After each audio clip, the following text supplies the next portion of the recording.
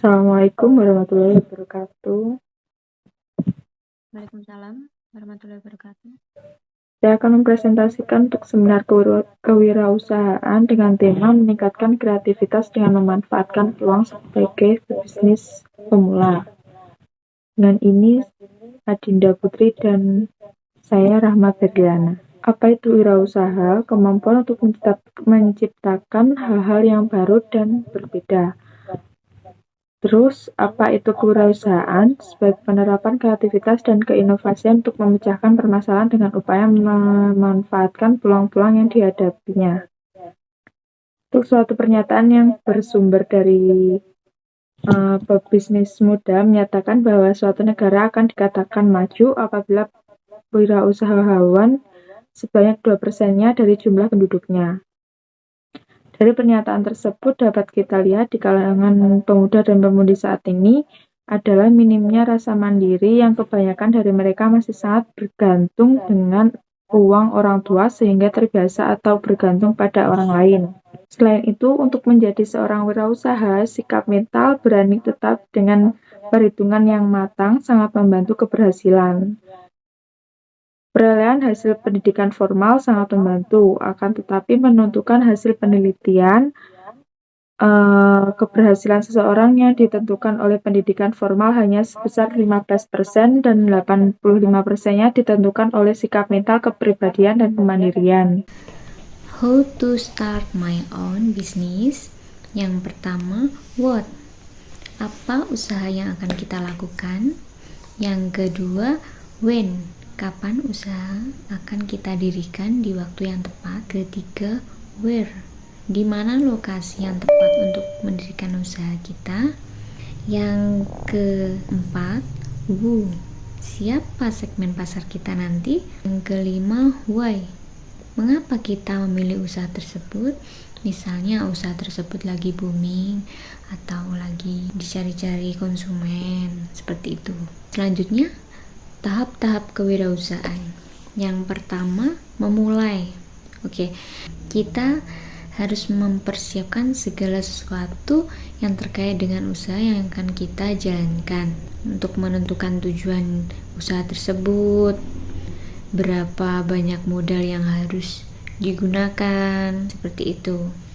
Yang kedua, melaksanakan.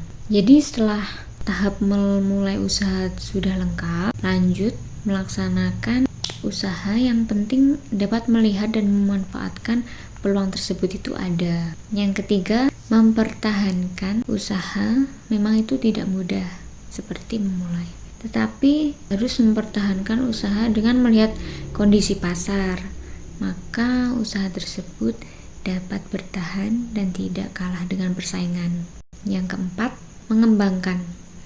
Tahap yang terakhir ini, jika sudah bertahan, tinggal mengembangkan saja, seperti muncullah ide-ide baru, berkreatiflah agar konsumen kita tidak bosan. Untuk selanjutnya, perbedaan pengusaha dengan pekerja. Untuk pengusaha berani mengambil resiko, seperti nanti jika usaha kita tidak laku atau dalam persaingan sulit, seperti itu. Jadi resikonya lebih besar. Jika pekerja itu minim resiko karena dia ikut perusahaan, jadi untuk resikonya itu minim sekali, sangat kecil.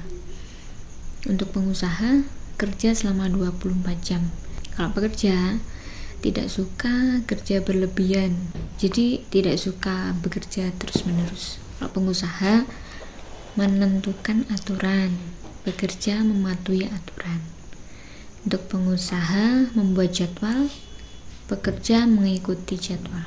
Jadi tinggal melihat saja lalu langsung melaksanakan tugasnya masing-masing. Untuk pengusaha membayar, karena kan untuk penghasilan sehari-hari itu sudah milik sendiri ya, jadi tinggal membayar karyawannya saja. Jika pekerja, dia menerima pembayaran, jadi dibayar. Jadi berapapun itu ya tetap diterima ya, karena kita kan bekerja dengan perusahaan atau dengan seseorang gitu. selanjutnya, apa kreativitas dalam kewirausahaan itu? Kunci untuk menghasilkan ide-ide baru dan inovasi dan dapat mengubah permainan bisnis. Dan cara mengembangkan kreativitas itu mengamati suatu hal-hal di sekitar.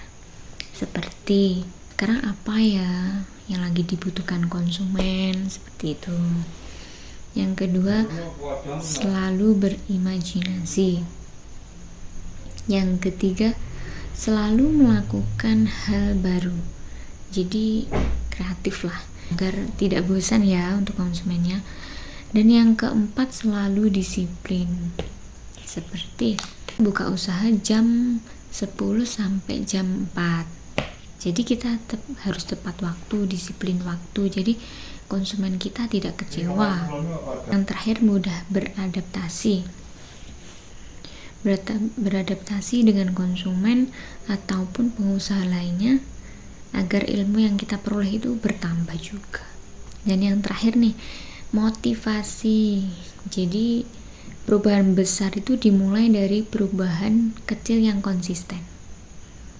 Jadi kita sebagai pebisnis pemula harus yang pertama ada niat ya, niat dahulu, lalu kita menjalankan tahap-tahapannya seperti itu. Jadi kecil dulu, jadi kita besar. Semoga mimpi segera tercapai. Semangat. Terima kasih.